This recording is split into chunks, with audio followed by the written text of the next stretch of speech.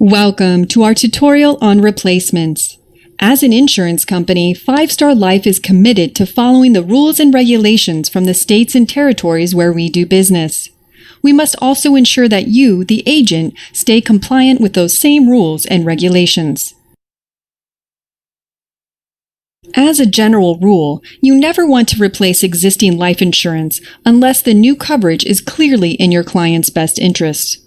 A replacement occurs when a new policy or contract is purchased and your client discontinues making premium payments on an existing policy.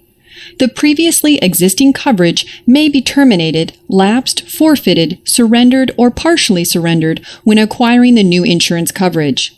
After assessing your client's needs and finding a replacement is warranted, you must follow the replacement procedure required in your state. Here is an overview of the replacement process under 3 different scenarios. If the applicant has no other policies or contracts, if the applicant has a policy or contract and does not intend to replace, and if the applicant has a policy or contract which they wish to replace. Let's start with scenario number 1. If the applicant indicates to you that he or she has no existing policies or contracts, your duties are complete and you may move ahead with the application. Let's move on to scenario number 2.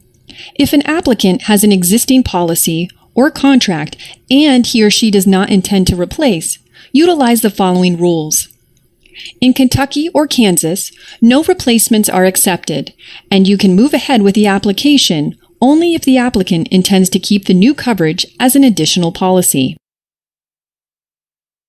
In the states listed here, applicants who do not intend to replace an existing policy still need to fill out a state-specific replacement form.